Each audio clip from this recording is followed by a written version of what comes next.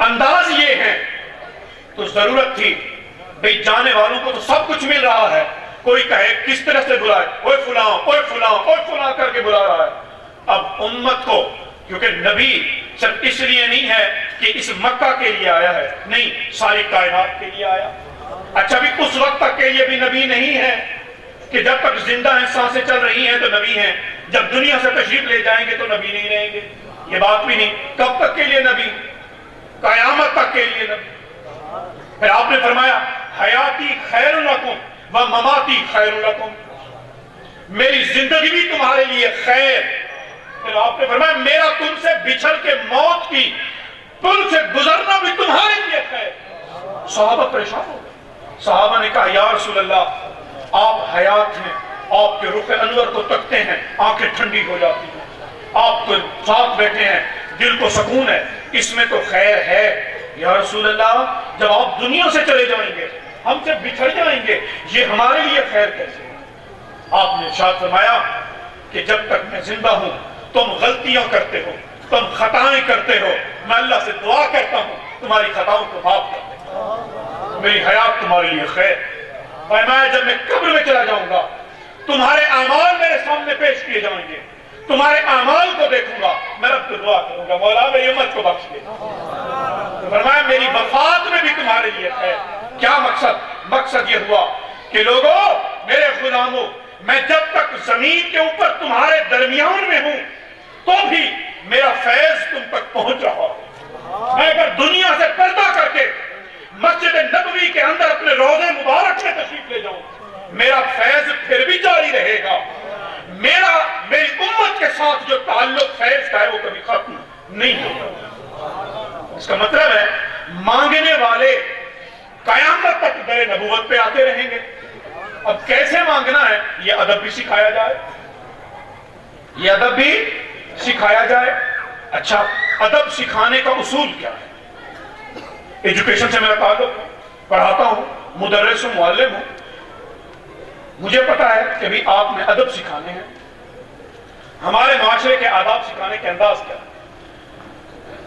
جو بڑا ہے، جو چھوٹا ہے، جب اپنے سے چھوٹے کو کسی بڑے کے پاس بھیجے گا تو اسے اس کی بارگاہ کے آداب سکھائے گا۔ طریقہ اصول یہ ہے، میں اپنے بیٹے کو کہوں کہ دادا ابو سے جا کر عرض کرو، اس کو سکھاؤں گا بیٹا جب جاؤ دادا ابو کے دروازے پہ دستک دینا، دادا ابو کی آواز آئے تو اجازت طلب کرنا، دادا ابو اندر آ جاؤں اجازت مل جائے تو دروازہ کھولنا، جوتے اتار کے جانا تو پاؤں پہ ہاتھ رکھنا، اپنے سینے پہ ہاتھ رکھ کے عرض کرنا دادا ابو بابا جان یہ آپ سے پوچھ رہے ہیں۔ آداب یہ سکھاتے ہیں نا اپنے بچوں کو کہ اپنے دادا کی بارگاہ میں حاضر ہونا ہے تو یہ آداب ہے، اصول یہ ہے۔ لیکن جب کوئی بڑا اپنے سے چھوٹے کو کسی چھوٹے کو بلانے بھیجے گا تو کوئی آداب سکھائے گا؟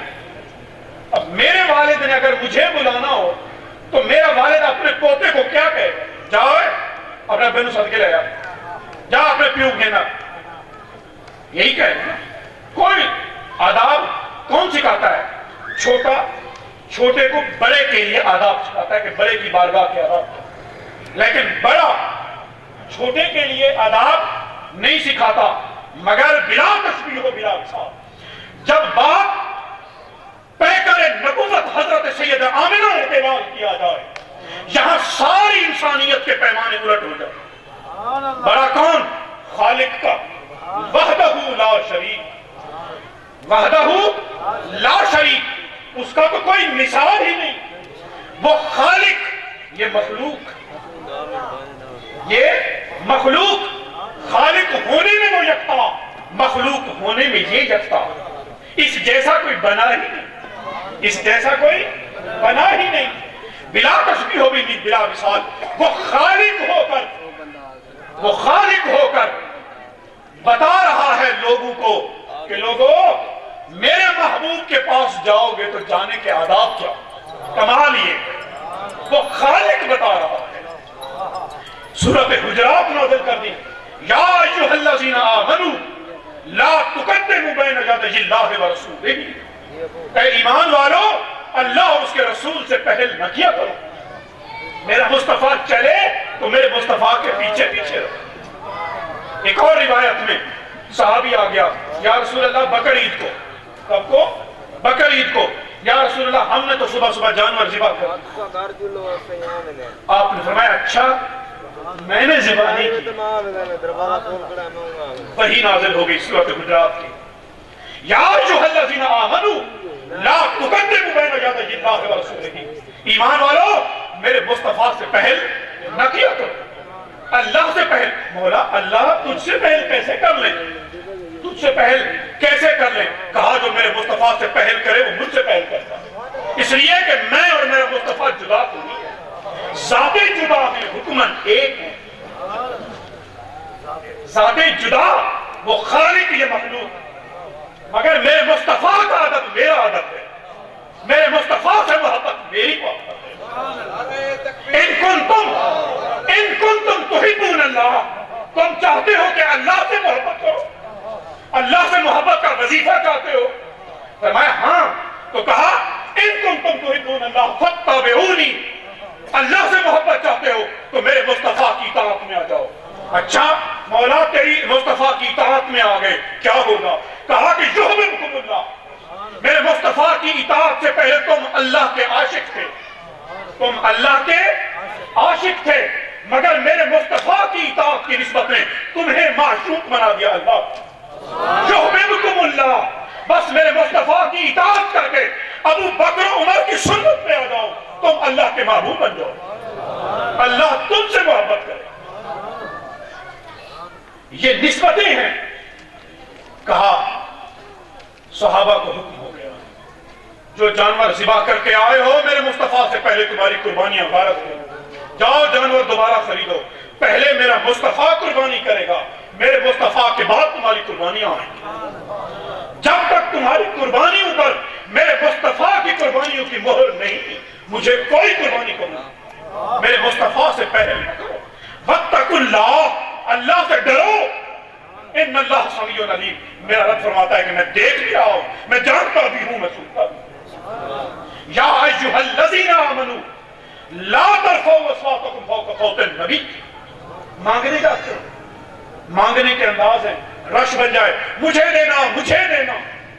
اب جو تقسیم کر رہا ہے اس کے آگے اس بیچارے کی سنتا ہی کوئی نہیں. ہمارے ہاں راشن تقسیم ہو لوگ تو چھین لیتے ہیں نا, اس بیچارے کی تو سنتا ہی کوئی نہیں. کیونکہ جب خیرات تقسیم ہو, جب بٹ رہی ہو تو آنے والے ادب آداب بھول جاتے ہیں, تو بتلانا ضروری تھا. اس لیے کیا ارشاد فرمایا؟ فرمایا میں نے تمہیں بھیجا ہے کہ میرے مصطفیٰ کے پاس جاؤ. میں نے مصطفیٰ کو رحمت للعالمین بنا دیا کہ میرا مصطفیٰ تمہیں عطا کرتا رہے, مگر جانے کے آداب دیکھتے, جانے کے آداب دیکھتے جاؤ. کیا یا ایھا الذین آمنوا لا ترفعوا اصواتکم فوق صوت النبی, خبردار تمہاری آواز میرے محبوب کی آواز کے سامنے اونچی بھی نہ ہو. بھائی دیکھیں, بجائے اس کے کہ جاؤ جوتے باہر اتارو, پہلے اجازت مانگو, یہ کرو وہ کرو فلاں کرو, گنواتے گنواتے قرآن بڑا لمبا ہو جاتا, قرآن بڑا لمبا ہو جاتا. اللہ تعالیٰ نے بات ہی ختم کر دی. کہا کہ اتنی سی بات رکھو, تمہاری آواز میرے محبوب کی آواز سے بھی اونچی نہ ہو, باقی اندازے خود لگا دو. کم سے کم اتنا ہے, مانگتے ہوئے اتنی آواز رہنی چاہیے. میرا محبوب اگر آرام سے بول رہا ہو تو ہماری آواز اس آواز سے بھی آرام سے. صحابہ کہتے ہیں جب حضور تشریف فرما ہوتے ہم آپس میں ایسے باتیں کرتے کہ ساتھ میں بیٹھے ہوئے کو خبر بھی نہیں ہوگی کیا ہو رہا ہے. یہ تھا ادب رسالت, یہ تھا ادب نبوت. اچھا مولا اگر آواز اونچی ہو گئی تو کیا ہو جائے گا؟ پھر شخص میں بلا تجہروا لہ بالقول کجہر بعضکم لبعض. خبردار, جیسے تم ایک دوسرے کو بلاتے ہو, اے فلاں اے فلاں اے فلاں دا پتر اے فلاں دا پتر اے فلاں دا بھیرا, جیسے ایک دوسرے کو بلاتے ہو, کہا خبردار میرے محبوب کو ایسے نہ بلانا, میرے محبوب کو ایسے نہ بلانا. لا تجہروا لہ بالقول کجہر بعضکم لبعض, جیسے تم ایک دوسرے کو بلاتے ہو ایسے میرے مصطفیٰ کو بلانا. مولا آواز اونچی ہو گئی, اگر ایسے بلا بھی لیا تو کیا ہو جائے گا؟ فرمایا ان تحبط اعمالکم وانتم لا تشعرون, تمہارے اعمال غارت کر دوں گا اور تمہیں خبر بھی نہیں ہونے دوں. اب یہاں پہ کہتے ہیں کہ اس سے کیا مراد؟ وانتم لا تشعرون, اس سے کیا مراد؟ میں آخری بات کہہ کے جانا چاہ رہا ہوں. وانتم لا تشعرون, اس سے کیا مراد؟ کہتے ہیں اس سے مراد یہ ہے کہ دیکھیں انسان گناہ کر بیٹھتا ہے, اللہ تعالیٰ دل میں احساس دیتا ہے, بندہ توبہ کر لیتا ہے تو بخشا جائے گا. اللہ تعالیٰ فرماتا ہے تمہارے سارے گناہ کی توبہ قبول, تمہارے سارے گناہوں پر میں تمہیں شعور دے دوں گا, تم توبہ کر لو گے, میں چاہوں گا تم بخشے جاؤ. مگر میرے مصطفیٰ کی بے ادبی یہ اتنا بڑا گناہ ہے کہ میں رب بھی نہیں چاہتا کہ تم بخشے جاؤ. میرے مصطفیٰ کی بے ادبی, میرے مصطفیٰ کی بارگاہ میں آ کر آواز اونچی کر دی تم نے, میرے مصطفیٰ کو تم نے ایسے بار بلا دیا جیسے ایک دوسرے کو بلاتے ہو, تم نے ادب نبوت کو بہا نہ رکھا. اگر تم سے یہ خطا ہو گئی تو یاد رکھ میں تجھے تیرے تکبر میں مبتلا کر دوں گا کہ میں جو کر رہا ہوں ٹھیک کر رہا ہوں, تجھے اس شیطانی مکر میں مبتلا کر دوں گا, تجھے شعور ہی نہیں دوں گا کہ تجھ سے خطا ہو گئی. شعور اس لیے نہیں دوں گا تاکہ تو توبہ نہ کر سکے, تو توبہ کیے بغیر مر جائے, اور جب قیامت ہو جائے تو میں تیرے لیے جہنم کے دروازے کھولوں اور دنیا کو دکھا دوں کہ دیکھو اپنے محبوب کے بے ادبوں کو جہنم میں ڈالتا ہوں. پھر کیا ارشاد فرمایا؟ آگے ارشاد فرمایا سورۃ حجرات کے, میں یہی آپ سے پڑھ رہا ہوں. پھر ارشاد فرمایا ان الذین یغضون اصواتهم عند رسول اللہ, وہ لوگ اب سارے تو اس جیسے تھے نہیں جو آ کیسے بلاتے, اب ایسے بھی تھے صحابہ جو کہتے ہیں حضور کی موجودگی میں ہم آرام سے بولتے تھے کہ ساتھ والے کو بھی خبر نہیں ہوتی, ایسے عشاق بھی تھے. اللہ نے فرمایا ان لوگوں کے دلوں کو میں نے امتحان میں ڈال دیا, ان لوگوں کے دلوں کو امتحان میں ڈال دیا, وہ جو اپنی آوازوں کو نیچا رکھتے ہیں. اولئک الذین امتحن اللہ قلوبہم للتقوی, ان کے دلوں کو پاکیزہ کرنے کے لیے امتحان میں ڈال دیا. لہم مغفرۃ واجر عظیم, جو میرے مصطفیٰ کے ادب میں آوازیں نیچی کیے رکھتے ہیں ان کے لیے بڑا اجر ہے, ان کے لیے مغفرت ہے. پھر فرمایا جو کام ہے نا, کام ہے حضور کہاں ہے جی؟ گھر میں. اچھا 15 منٹ ہو گئے انتظار, حضور باہر نہیں ہے. اخرج علینا یا محمد, اخرج علینا یا محمد. گھر در نبوت سے باہر آ کر, حجرہ مبارک سے آ کر باہر آوازیں لگاتے, حضور ہمارا کام ہے ذرا باہر تشریف لائے. اب حضور اندر کس حالت میں ہیں؟ آرام فرما ہیں, سو رہے ہیں. بھئی تمہیں خیال نہیں تم حضور کو بلاتے ہو؟ اللہ تعالی نے منع فرمایا ان الذین ینادونک من وراء الحجرات, وہ لوگ جو میرے نبی کے در کے باہر کھڑے ہو کر آوازیں لگاتے ہیں. فرمایا اکثرہم لا یعقلون, بے عقل پاگل لوگ ہیں, پاگل لوگ ہیں, انہیں سمجھ نہیں ہے کہ کس در پہ کھڑے ہیں. حکم دیا کہ خبردار باہر سے میرے محبوب کو آوازیں نہ دینا, کام ہے تو باہر رک کر انتظار کرو. میرا محبوب جب در انور سے باہر تشریف لے آئے تو پھر اپنی عرضیاں پیش کرو. خبردار باہر سے میرے محبوب کو آوازیں نہ دینا. یہ ادب کون سکھا رہا ہے؟ خالق سکھا رہا ہے مخلوق کو. وہ بڑا ہو کر اپنے سے چھوٹے کو, جس کے ساتھ کوئی مثال نہیں, جس کے ساتھ کوئی مثال ہی نہیں, وہ خالق یہ مخلوق, کوئی مقابلہ ہی نہیں, کوئی مقابلہ نہیں. وہ عطا کرنے والا, وہ دست عطا, یہ دست تقسیم, کوئی مقابلہ ہی نہیں. مگر کمال یہ ہے کہ وہ سونا جس انداز میں بنا کے اعلان یہ کر رہا ہے, لوگوں یہ کوئی اور نہیں, یہ کوئی اور نہیں. اس نے اور بھی نبی بھیجے, اعلان کیا قرآن مجید میں وَاذْكُرْ فِي الْكِتَابِ إِبْرَاهِيمَ, میری کتاب میں میرے ابراہیم کا ذکر کر. إِنَّهُ كَانَ صِدِّيقًا نَبِيًّا, میرا سچا نبی تھا. وَاذْكُرْ فِي الْكِتَابِ إِدْرِيسَ, میری کتاب میں میرے ادریس کا ذکر کر. إِنَّهُ كَانَ صِدِّيقًا نَبِيًّا وَرَفَعْنَاهُ مَكَانًا عَلِيًّا, میرا سچا نبی تھا, میں نے اس کے درجات کو بلند کر دیا. وَاذْكُرْ فِي الْكِتَابِ إِسْمَاعِيلَ, میری کتاب میں میرے اسماعیل کا ذکر کر. إِنَّهُ كَانَ صَادِقَ الْوَعْدِ, وہ وعدے کو سچا کرنے والا نبی ہے. وَكَانَ رَسُولًا نَبِيًّا, اس نے کہا کہ مولا تیری راہ میں اسماعیل کی جان حاضر، اے بابا جو کرنا ہے کر گزریے، انشاءاللہ آپ مجھے صابرین میں پڑھیں۔ میری کتاب میں وذکر فی الکتاب موسیٰ، میری کتاب میں میرے موسیٰ کا ذکر کر، انہو کان مخلصا، وہ میرا مخلص تھا، وکان رسول النبی کا، میرا سچا رسول تھا، میرا سچا نبی تھا۔ انبیاء کا ذکر کیے، یہ شان بیان کر کے، اور سورت انبیاء ختم کی یہ فرما کر کہ ضرور صلی اللہ علیہ رحمت للعالمین کہ محبوب سارے انبیاء کی فضیلتیں ایک طرف، ہم نے آپ کو ساری کائنات کے لیے رحمت بنا کے بھیجا۔ تو حضرات محترم، آج کی اس محفل کا جو مقصد تھا آپ کے سامنے، جہاں حضور نبی رحمت صلی اللہ علیہ وسلم کے مقام اعلیٰ کے ذکر کو بیان کر کے اپنے لیے اور آپ کے لیے سعادتیں اکٹھی کرنا مقصود تھا۔ ہم اور آپ کوئی ہیں جو حضور کی شان میں اضافہ کر سکے؟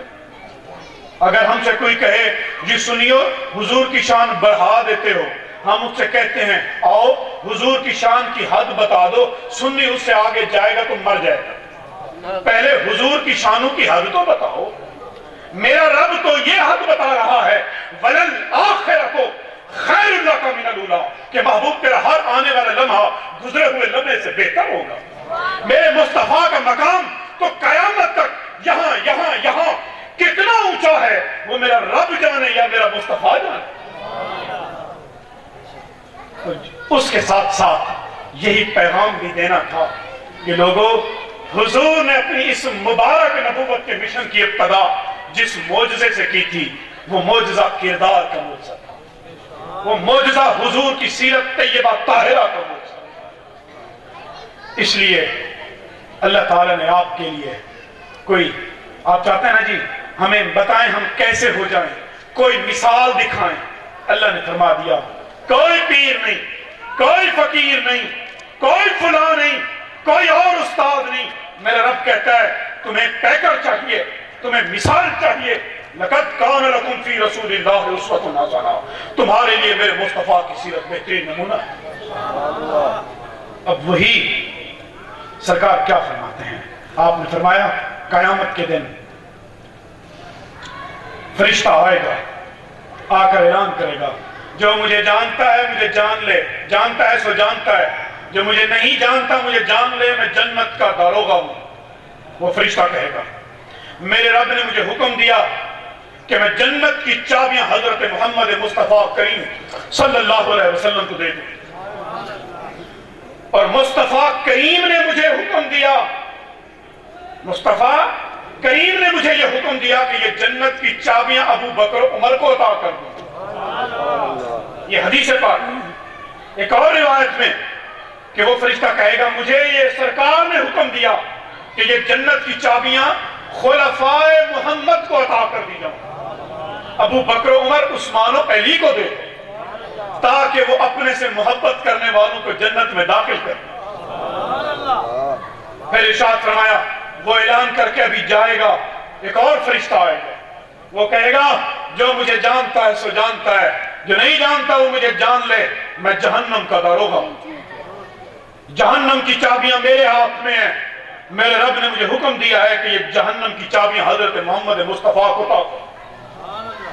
سرکار نے مجھے حکم دیا ہے یہ جہنم کی چابیاں ابو بکر عمر کو دو، اور ان سے کہو اپنے دشمنوں کو ایک ایک کر کے جہنم میں ڈالتے جاؤ۔ نعرہ تکبیر،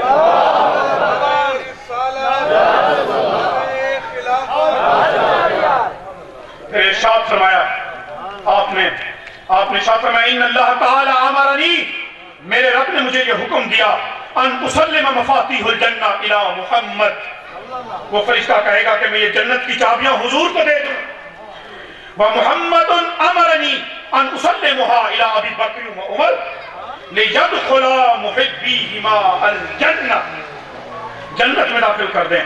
اسی طرح دوسرا کہے گا کہ ان سے کہو کہ انہیں جہنم میں داخل کر دیں۔ اس لیے سرکار نے کیا ارشاد فرمایا؟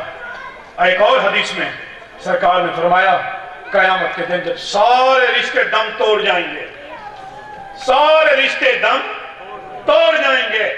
حضرت آدم سے لے کر حضرت عیسیٰ تک کوئی نہیں ہمت کرے گا کہ جا کر اللہ سے تمہاری سفارش کرو. یا رسول اللہ پھر کون ہوگا؟ فرمایا وہ دن، اس دن لیوائے حمد میرے ہاتھ میں ہوگا. اس دن والکرامہ، اس دن عزتوں کے منصب میرے ہاتھ میں ہوں گے. میں جس کو چاہوں گا اس دن عزتوں سے سرفراز ہوں. یا رسول اللہ پھر آپ کو کہاں ڈھونڈیں؟ صحابہ نے پوچھ لیا آپ کو کہاں ڈھونڈیں؟ قربان جائیں صحابہ پر. اپنا بھی مسئلہ حل کر گئے، آپ کا میرا بھی حل کر گئے. بے اتنی خلقت میں کہاں ڈھونڈیں؟ اچھا ایک اور صحابی نے کہا یا رسول اللہ قیامت کے دن تو اتنی مخلوق ہوگی، آدم سے لے کر قیامت تک انسان ہی انسان ہوں گے، آپ کیسے پہچانیں گے کہ یہ آپ کا امتی ہے، یہ آپ کا امتی ہے؟ آپ نے کیا فرمایا؟ آپ نے فرمایا جس کا 5 کلیانی گھوڑا ہو اور کالے گھوڑے میں کھڑا ہو، مالک کو پتہ نہیں چلے گا کون سا گھوڑا میرا ہے. 5 کلیانی گھوڑا کون سا؟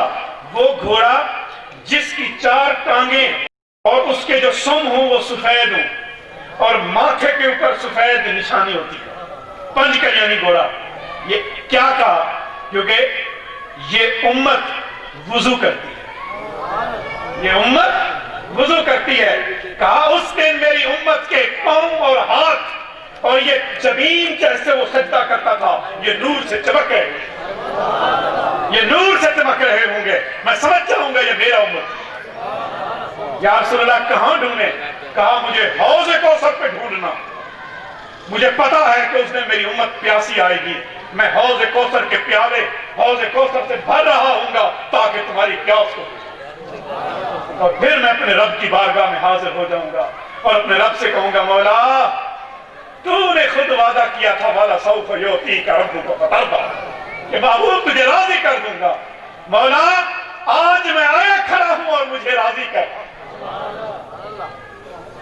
میں عرش کے دائیں جانب مقام شفاعت پر جا کے سجدہ ریز ہو جاؤں گا. میں سجدہ کروں گا، اللہ کی تسبیح بیان کروں گا. میرا مالک فرمائے گا ارفع راسک یا محمد.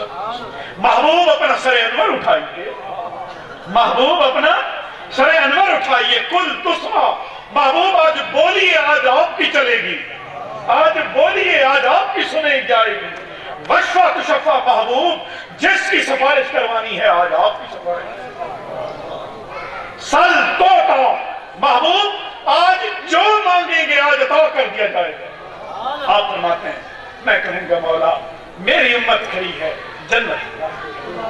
فرماتا ہے میرا محبوب، میرا رب فرمائے گا جا محبوب اتنی امت کو جنت میں داخل کہ میں آؤں گا، میں جنت میں داخل کروں گا. پھر اللہ آؤں گا، ابھی میری امت باقی ہوگی، میں سجدہ کروں گا. میرا رب پھر کہے گا محبوب رخ انور اٹھاؤ، آج بولیے آپ کو سنیں، آج مانگیے آپ کو عطا کیجئے. آپ فرماتے ہیں میں جاتا رہوں گا جب تک ایک ایک امتی کو میں جنت میں نہ داخل کروں. پھر میں جاؤں گا، میرا رب فرمائے گا محبوب جہنم میں جائیے، انصاف ہو چکا. انصاف میں کچھ آپ کے امتی جہنم میں جل رہے ہیں. آپ فرماتے ہیں میں جہنم میں جاؤں گا، جہنم میں جا کر دیکھوں گا امتی جل کے کوئلہ ہو چکے ہوں گے. میں کہوں گا مولا یہ تو جل کے کوئلہ ہو چکے.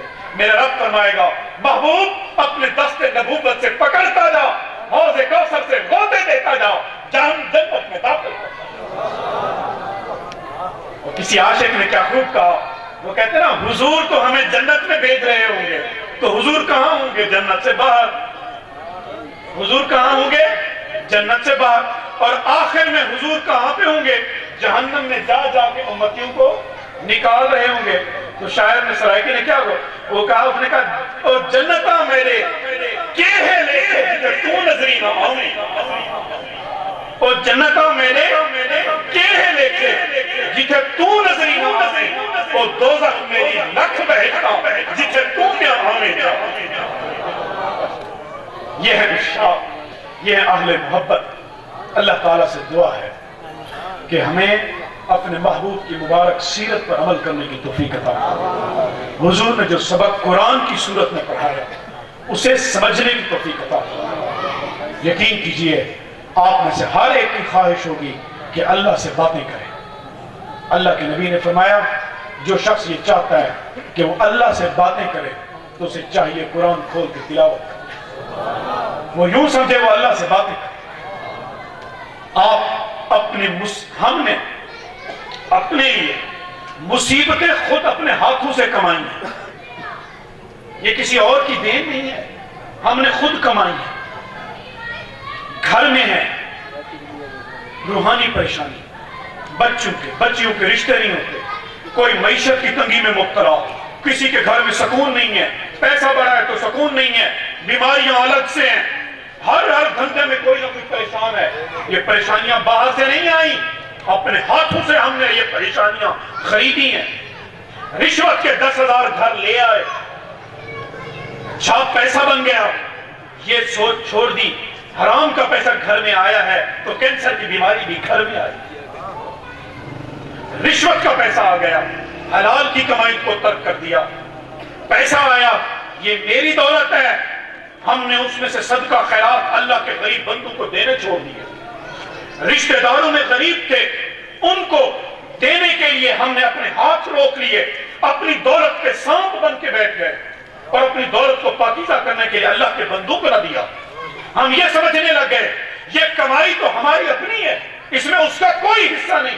میرا رب قرآن میں کہتا ہے اے ایمان والو تمہاری انکم میں، تمہاری آمدنی میں اللہ نے غریبوں کا حصہ رکھا ہے، تم اللہ کے بندوں سے روکو گے اللہ تم سے روکے۔ اس لیے ہم نے وہ سبق بھلا دی۔ پہلے میرے دادے کا زمانہ، آپ میں سے بزرگ ہیں، آپ کا زمانہ، ہمارے جنوبی Punjab Dera Ghazi Khan combined family system, آپ اگر پیچھے چلے جائیں دولت کم تھی، کمرے تھوڑے تھے، چھوٹے تھے، فیملیاں جتنی بھی ہوتی تھی ایک گھر میں اکٹھے رہتے تھے، مگر برکتیں تھیں، دولت کم تھی برکتیں تھیں، اخلاص زیادہ تھا، خلوص زیادہ تھا، برکتیں تھیں۔ آج الگ الگ گھروں میں بٹ گئے، بڑے بڑے گھروں میں آ گئے، تنخواہیں لاکھوں سے اوپر چلی گئیں، مگر گھروں میں سکون نہیں۔ کیوں نہیں ہے؟ اس لیے نہیں ہے کہ ہم نے وہ میراث، ہم نے وہ دولت، ہم نے وہ سبق جو اللہ کے نبی نے پڑھایا تھا وہ بھلا دیا۔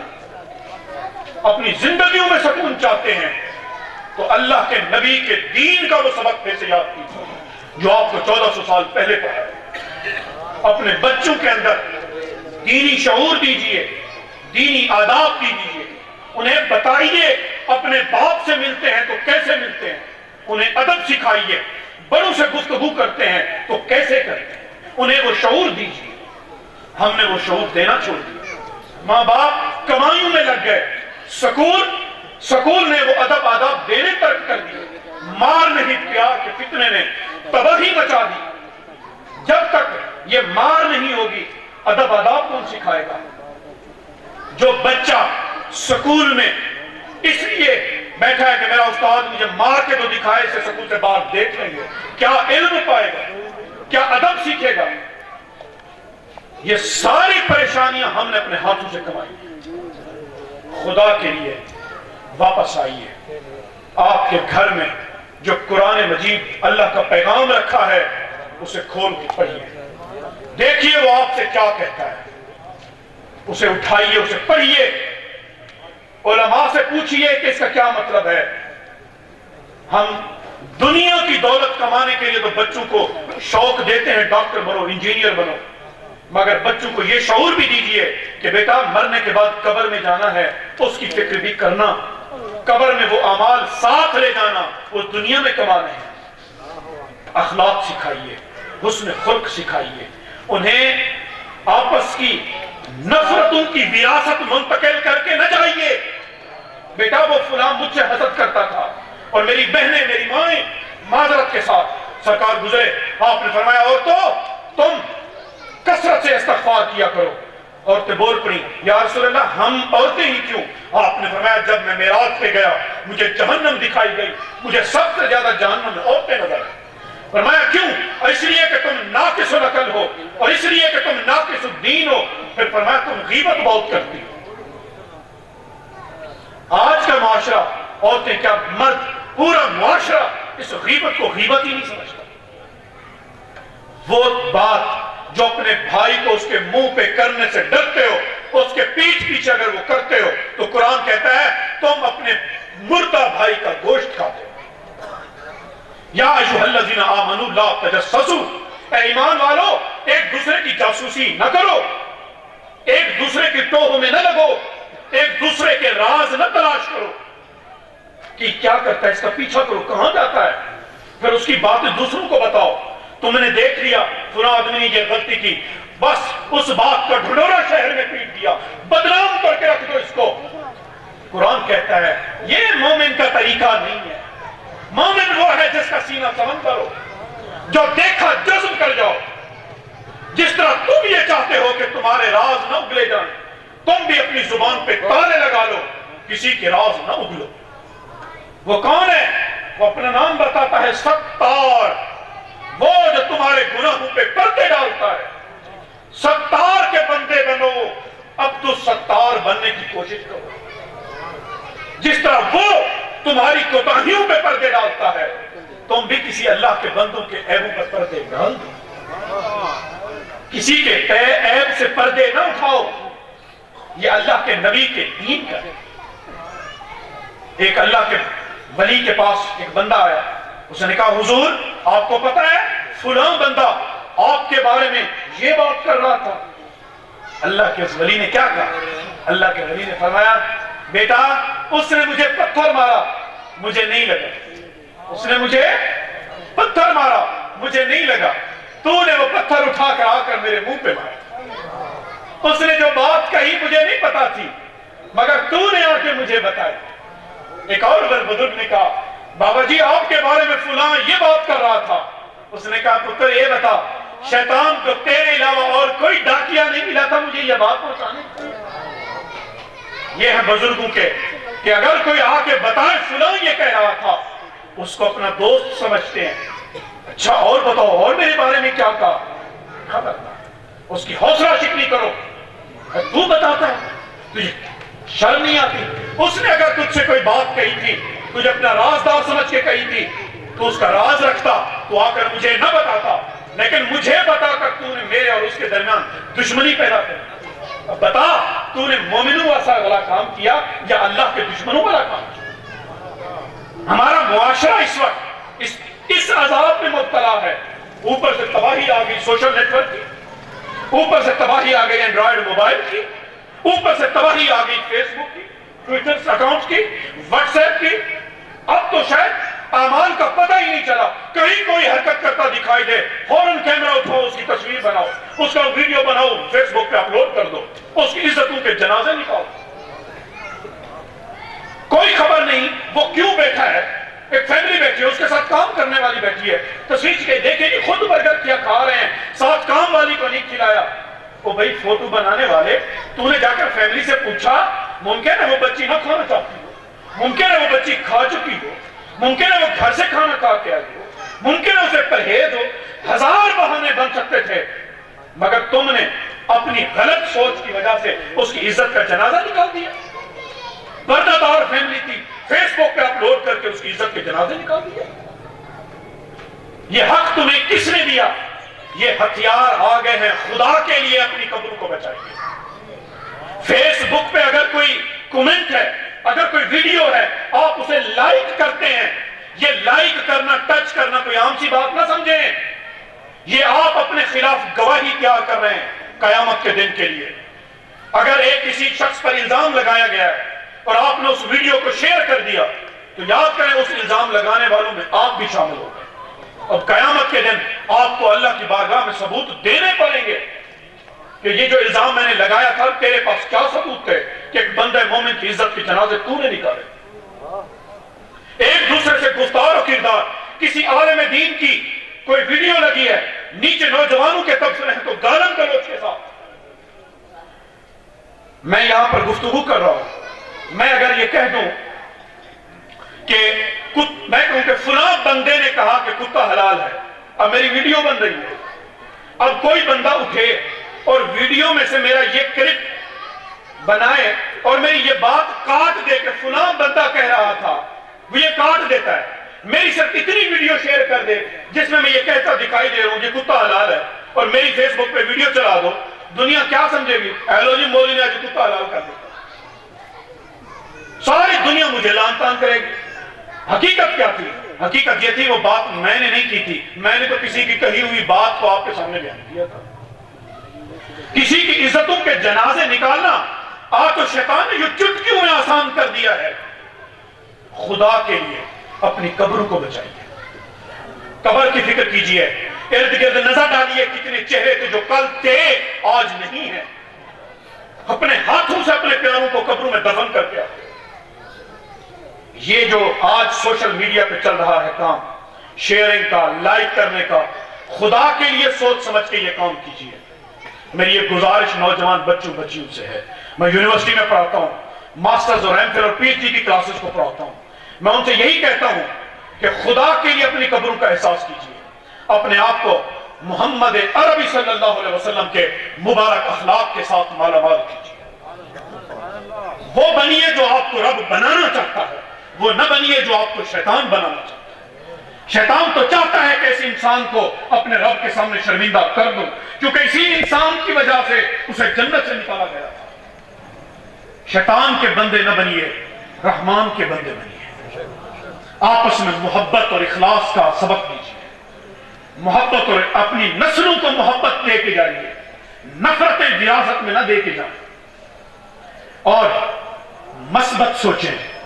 ایک صحابی اپنے دوست کے ساتھ بازار سے گزر رہا ہے، صحابی کہتا ہے آؤ یار اس راستے سے نہیں، راستہ بدل کے کسی اور راستے سے چلتے ہیں۔ کہا کہ کیوں؟ کہا کہ بس چلے گئے، دور پڑ گیا راستہ۔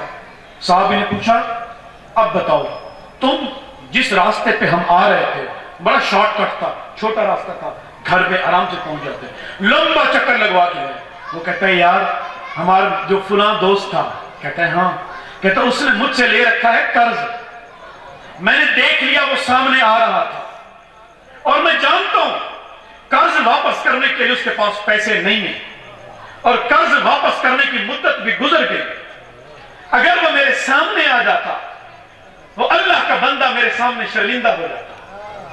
میرے دل نے یہ نہیں چاہا کہ کوئی اللہ کا بندہ میرے سامنے شرمندہ ہو جائے، میں نے راستہ بدل لیا تاکہ وہ شرمندگی سے بچ جائے۔ یہ کون لوگ؟ نگاہ مصطفیٰ کے پروردہ صحابہ کا یہ ترجمہ۔ صحابہ کا جھگڑا ہو گیا، جھگڑے کا فیصلہ کون کرائے؟ اللہ کا نبی کرائے۔ کل حضور کی بارگاہ میں پہنچیں گے، تو بھی آنا میں بھی آؤں گا، بات طے ہو گئی۔ اگلا دن آ گیا، صحابی پہنچ گیا، اب دوسرا صحابی نہیں آیا، اب بڑی دیر ہو گئی، انتظار ہو رہا ہے، بڑی دیر ہو گئی۔ اب سرکار نے فرمایا وہ کیوں نہیں آیا؟ اب جو صحابی پہنچ گیا تھا، جس کا جھگڑا تھا، ایک فریق، ایک پارٹی پہنچی ہوئی ہے، دوسری پارٹی نہیں آئی، فیصلہ کریں۔ اب جو پہنچی ہوئی ہے پارٹی، صحابی وہ کہتے ہیں یا رسول اللہ وہ نہیں آئے گا، مجھے پتا ہے وہ نہیں آئے گا، کیونکہ اس کی غلطی تھی، خطا اسی کی تھی، وہ ڈر گیا ہے، وہ جان بوجھ کے نہیں آ رہا کہ فیصلہ اس کے خلاف نہ ہو جائے۔ یا رسول اللہ وہ نہیں آئے گا۔ آپ تو غصہ آ گیا، آپ کو جلال آ گیا، آپ نے صحابہ کو اکٹھا کیا، آپ نے فرمایا تم یہ بھی سوچ سکتے تھے، تم یہ بھی کہہ سکتے تھے یا رسول اللہ وہ آنا چاہتا ہوگا، گھر میں کوئی مسئلہ ہو گیا، یا رسول اللہ گھر میں کوئی مہمان آ گیا ہوگا، یا رسول اللہ وہ گھر سے نکلا ہوگا، ممکن ہے راستے میں کوئی تکلیف ہو گئی ہو، یا رسول اللہ یہ ہوگا۔ آپ نے فرمایا تمہیں اگر اپنے بھائی کی طرف سے 100 بہانے بھی ڈھونڈنے پڑیں تو 100 بہانے تلاش لو، مگر اپنے بھائی کے بارے میں غلط نہ سوچو۔ آج اپنے عمل دیکھ لیجئے، پہلی سوچ ہی شیطان ہمارے ذہن میں غلط ڈالتا ہے۔ وہ معاشرہ عزتیں پا گیا کس لیے؟ اس لیے کہ مصطفیٰ کے دین پہ چل گیا، اور ہم خوار اور ذلیل ہو گئے کس لیے؟ کہ ہم نے اللہ کے نبی کے دین کو صرف گلے کی حد تک تو رکھا، صرف گلے کی حد تک تو رکھا۔ مسلمان ہیں مگر دن میں 5 بار مؤذن بلاتا ہے حی علی الصلاۃ حی علی الفلاح، نمازیں ویران ہیں کہ نمازی نہ رہے، مسجدیں مرثیہ خواہ ہیں کہ نمازی نہ رہے، مسجدیں بن جاتی ہیں مگر نمازی کوئی۔ ہم نے اپنی زندگیوں کو بے برکتی سے خود بھرا ہے۔ اگر بچنا چاہتے ہیں تو پھر علاج بھی آپ کے پاس ہے، اور وہ علاج ہے اللہ کے نبی کا قرآن، اللہ کے نبی کی مبارک سیرت۔ سورۃ حجرات میں کہتا ہوں، میری مائیں بہنیں بیٹھی ہیں، نوجوان بیٹھے ہیں، نوجوانوں کو میں کہتا ہوں اپنی جوانی کو پاکیزہ کرنا ہے اور اس کا گر سیکھنا ہے تو سورۃ یوسف کا مطالعہ کیجیے اور دیکھیے کہ کیسے پاکیزہ کردار نوجوان یوسف نے اپنی پاکیزگی اختیار کی اور گناہ سے بچ کر اپنے رب کو ساتھ دیا۔ اور سورۃ حجرات پڑھیے اور آداب معاشرت سیکھیے کہ معاشرے میں رہنا کیسے ہے۔ اور بچیوں کے لیے میں خصوصاً کہتا ہوں یونیورسٹیوں میں بھی، میں جہاں پہ بھی، کہ سورۃ نور، سورۃ نساء کا مطالعہ کیجیے اور دیکھیے کہ بی بی فاطمہ الزہرا کے قافلے میں شامل ہونے کے لیے طریقہ کیا ہے۔ حضرت بی بی سیدہ زینب، حضرت سیدہ زہرا، حضرت بی بی بطول زہرا، ان کے قافلے میں جانے کے لیے کیا بننا ہے وہ سورۃ نساء بتائے گی، وہ سورۃ نور بتائے گی۔ ہم نے باقی سارے نسخوں پہ عمل کرنا دیکھا ہے، اگر نہیں دیکھا تو قرآن کو پیر صاحب کے پاس پہنچ کے تعویذ دے دیجئے، مگر وہ پیر جو 1400 سال پہلے نازل ہوا تھا گھروں میں وہ رکھا ہے۔ بیٹی شادی ہوگی قرآن کو اٹھائیں گے، سر پہ پکڑیں گے، جاؤ بیٹی رخصت ہو جاؤ، مگر قرآن کھول کے دیکھا ہی نہیں کہ اللہ نے ہمیں کہا کیا۔ اپنی زندگی کو جنت بنانا ہے تو وہ بھلایا ہوا سبق پھر سے یاد کیجیے۔ لوٹ جا عہد نبوی کی طرف اے رفتار جہاں، میری پسماندگی کو پھر ارتقا درکار ہے۔